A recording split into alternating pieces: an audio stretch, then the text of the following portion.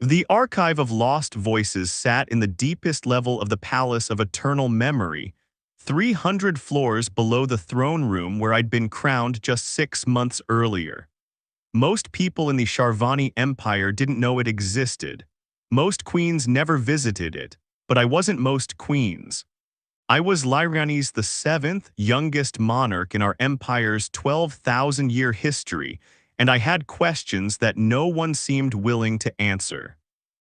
Your Majesty, I really must protest, Lord Historian Vextharn said, his crystalline skin flickering with colors of distress, muddy browns and yellows that indicated severe discomfort.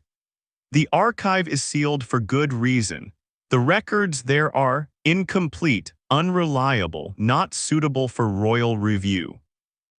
I fixed him with the stare I'd been practicing since my unexpected coronation, the one that reminded people that despite my youth, I wore the crown of stars and commanded the loyalty of 4 billion souls across 7 star systems. Lord Historian, I have spent 6 months reviewing our official histories. I've read every account of the human war, every military report, every treaty document, and something doesn't add up. Your Majesty, I assure you, the official records say humans were a barbaric species who attacked us without provocation, that they were violent, primitive, and dangerous, that we were forced to defend ourselves in a righteous war that ended with their extinction 300 years ago. That is correct, Your Majesty. Then explain this. I pulled up a holographic document on my wrist display, a supply manifest I discovered buried in old military records. This is from the final year of the war. It shows the Sharvani fleet's ammunition expenditure. Do you know what's interesting about it? Vextharn's colors shifted to a neutral gray, the Sharvani equivalent of a poker face. I'm sure Your Majesty will enlighten me. We were spending 60% of our military production on weapons designed specifically to destroy civilian targets, not military installations, not warships, civilian population centers. I stepped closer to him. Why would we need planet-killer weapons if we were fighting a defensive war against primitive aggressors? Silence filled the antechamber. My royal guard, 4 warriors who'd sworn their lives to my protection, stood motionless, but I could see their colors shifting, curiosity, uncertainty. Open the archive, I commanded. That's not a request. Vextharn's colors went dark with resignation. As Your Majesty commands, but please understand, what you find there may change your understanding of our history. Of our empire, of who we are as a people. Good, I said, because I'm beginning to suspect our understanding needs changing. The archive's door was a solid sheet of quantum-locked crystal that required genetic authorization from the reigning monarch to open. I placed my hand on the scanner and felt the tingle of verification.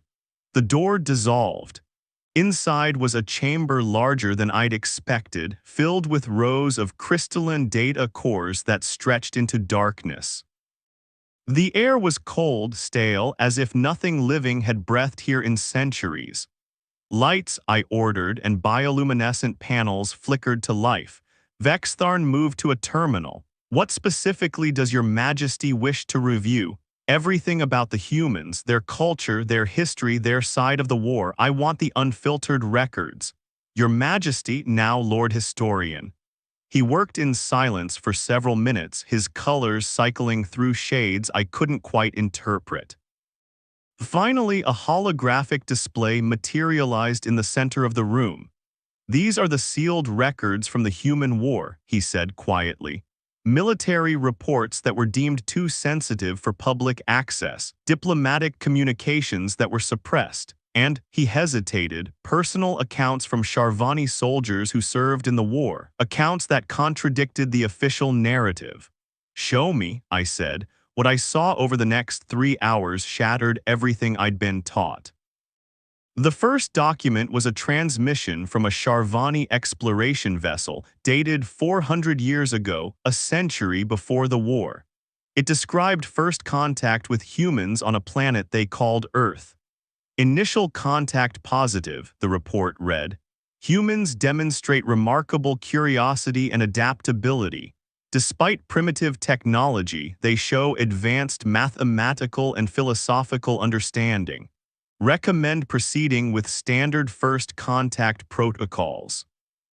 But then I found another document dated 6 months later, a classified memo from the Imperial Council. Human development trajectory alarming. If allowed to continue unimpeded, they will achieve faster than light travel within 2 centuries and pose competitive threat to Sharvani expansion. Recommend immediate intervention. My blood ran cold. They saw humans as a threat, not because humans attacked us, but because humans might eventually rival us. Continue reading, Your Majesty, Vextharn said softly. I did. Document after document painted a picture that made me sick. The Sharvani Empire hadn't been attacked by humans, we had attacked them. We'd sabotaged their space program, destroyed their research facilities, killed their scientists. When humans finally figured out who was attacking them and developed weapons to fight back, we declared it unprovoked aggression. But it was the personal accounts that truly broke my heart. One entry from a soldier named Karvesh. We bombed the human city today. They call it Tokyo. 3 million dead in an instant. Command says it was a military target, but I saw the feeds. There were schools there, hospitals, children. The humans fought to defend their families and we killed them for it. I cannot unsee what I've seen. I cannot undo what I've done. The humans are not the monsters in this war. We are. Another from a fleet commander named Silora. The human vessel surrendered.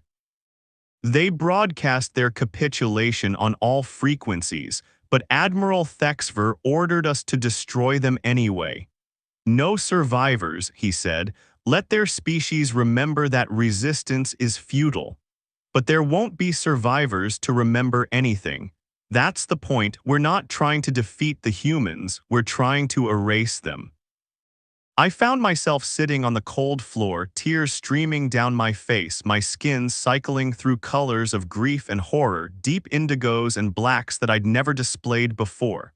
How many? I whispered. How many humans did we kill? The estimated human population before the war was 9 billion, Vextharn said, his own colors muted with sorrow. By the end of the war, there were none, complete extinction. 9 billion people. The number was incomprehensible. We committed genocide. Yes, Your Majesty, I stood, my legs shaky, my mind reeling. Why would we do this? Because we could, a new voice said. I spun to see an elderly Sharvani emerge from between the data cores. She was ancient, her crystalline skin clouded with age, her movements slow but deliberate. She wore no identifiers, no rank insignia. Who are you? I demanded, my guards moving to intercept. Stand down, she said, and something in her voice carried such authority that even my guards hesitated. I am Thavera, formerly Admiral of the 9th Fleet. I was there when we voted to exterminate the human species. I cast my vote in favor. Her colors were flat, emotionless. I have been waiting in this archive for a monarch brave enough to come here and face the truth. You've been living in the archive for 287 years, penance for my crimes, waiting for a queen or king who would finally ask the right questions. She moved closer, and I saw that her eyes held a depth of sorrow I couldn't begin to fathom. You want to know why we did it? I'll tell you, because the humans were better than us. What? They were better, she repeated. In every way that mattered. They hadn't mastered space travel yet, but they were close.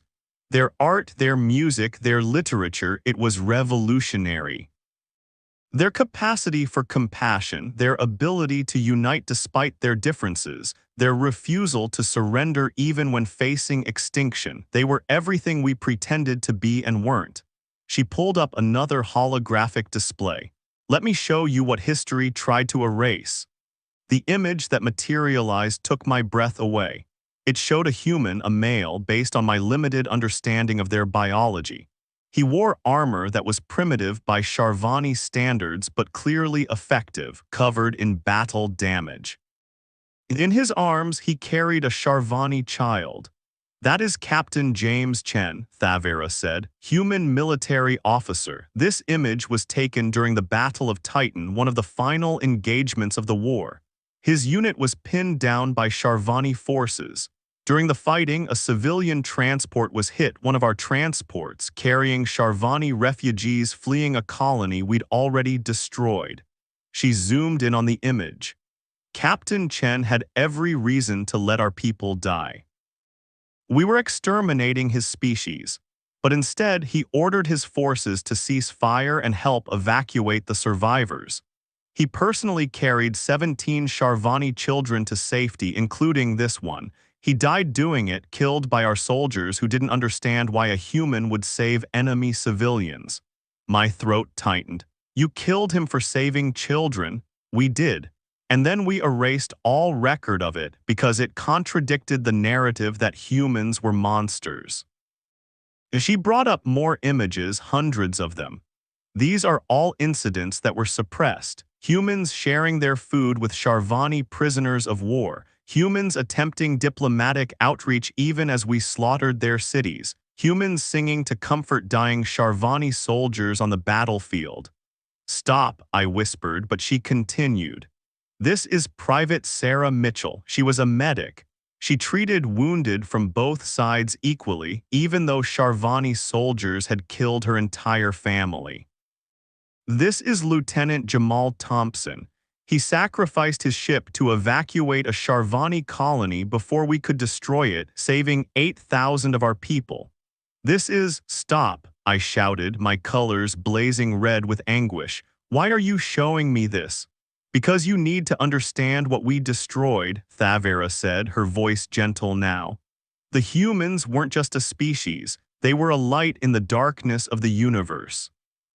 They proved that beings could choose compassion over cruelty, mercy over vengeance, hope over despair, and we extinguished that light because we were afraid of it. I sank back down, overwhelmed. There must be survivors. Some humans must have escaped, hidden something. We were thorough, Your Majesty. We destroyed Earth. We hunted down every colony, every outpost, every ship. We even destroyed their genetic databases to prevent any possibility of resurrection. Thavera's colors went black. I helped plan the final purges. I am responsible for the deaths of billions. That is why I've spent 3 centuries here maintaining these records, waiting for someone who would care enough to find them. What am I supposed to do with this? I asked desperately. I'm one person. How do I address a genocide that happened 300 years ago? You tell the truth, Thavera said simply. You make it public. You face the horror of what we did and ensure it never happens again. The Council will never allow it. The military, the historians, the entire power structure of the empire is built on the lie that we were the victims. If I reveal this, they'll call it treason. They'll say I'm destabilizing the empire. Yes, Thavera agreed. They will. You'll face opposition, possibly rebellion. Your reign might be short, but you'll be telling the truth, and sometimes that's more important than survival. I looked at Vextharn, who'd been silent through all of this. You knew, you've always known. I am Lord Historian, Your Majesty. I know all of it, and I've been waiting my entire career for a monarch who would have the courage to face it. Why didn't you come forward before? Because I'm a coward, he said bluntly. But you're not. You came here seeking truth, knowing it might destroy everything you believed. That takes a kind of courage I don't possess. I stood, my decision crystallizing. Gather the council, summon representatives from every world in the empire. I'm calling an imperial assembly. Your Majesty, what will you tell them? Vextharn asked. The truth, all of it. I looked at the images still hovering in the air, human faces showing courage, compassion, and sacrifice. The humans can't speak for themselves anymore, so I'll speak for them. I'll tell our people what we really did, and then I'll let them decide what kind of empire they want to be. The Imperial Assembly convened 3 weeks later. Every seat was filled, governors, military commanders, religious leaders, civilians selected by lottery. The entire proceeding was broadcast live across all 7 star systems. I stood before them wearing not the ceremonial robes of state, but simple white garments, the traditional color of truth-telling and penance in Sharvani culture. 300 years ago, I began, the Sharvani Empire committed the greatest crime in our history. We exterminated an entire species, not in self-defense, not in righteous war, but in calculated genocide. The species was called humanity, and today I'm going to tell you who they really were and what we really did.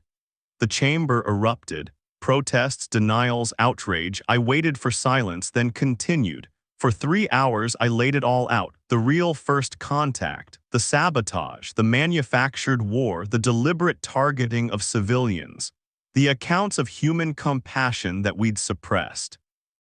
The evidence that humans had tried repeatedly to make peace, to find common ground, to coexist, and how we'd rejected every attempt because coexistence meant accepting them as equals.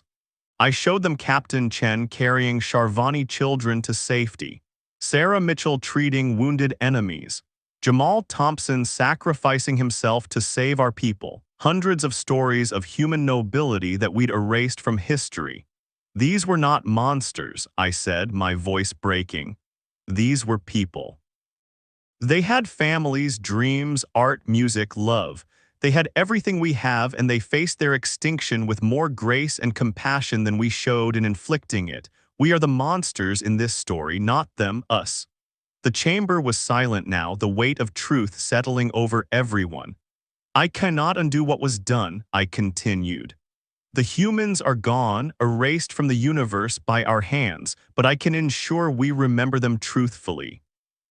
I can make certain their story is told not as we wished it was, but as it actually happened, and I can dedicate this empire to ensuring we never commit such an atrocity again.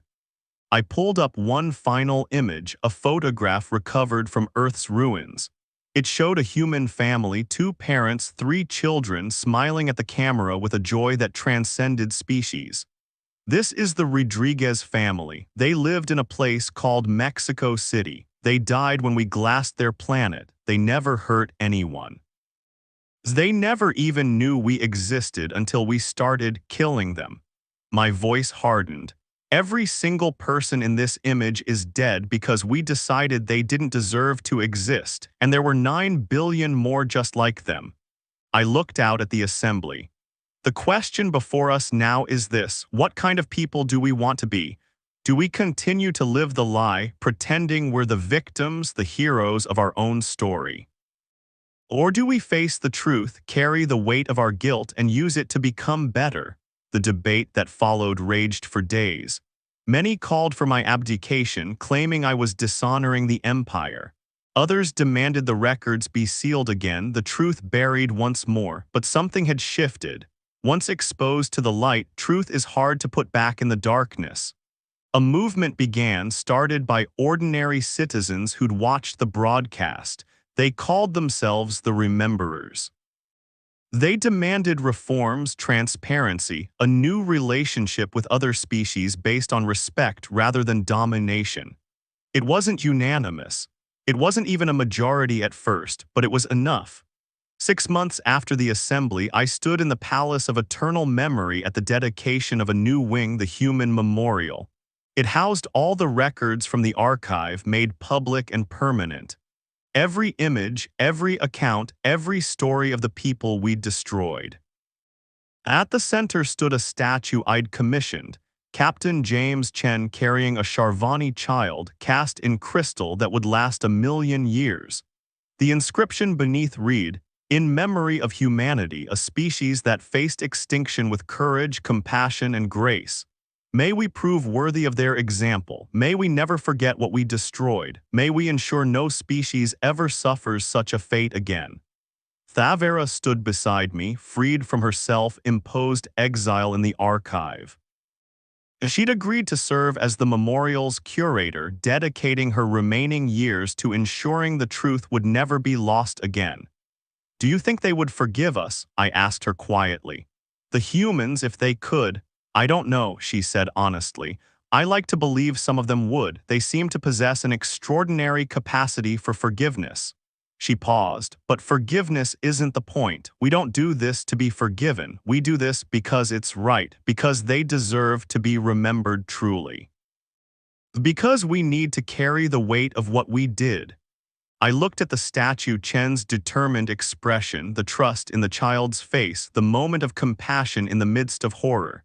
History tried to erase them, I said, but I won't let that stand. The humans will be remembered, their story will be told, and maybe in some small way that will balance the scales. It wouldn't bring them back, it wouldn't undo the genocide, but it was something. And sometimes, when faced with the weight of history's crimes, something is all you can offer. The truth, the memory, the promise to do better. A princess queen's discovery had changed the empire forever. Now came the harder work, living with that change, carrying that knowledge, and building a future that honored the dead by ensuring their fate would never be repeated. The humans were gone, erased from the galaxy by our hands, but they would not be forgotten, not while I wore the crown, not ever again.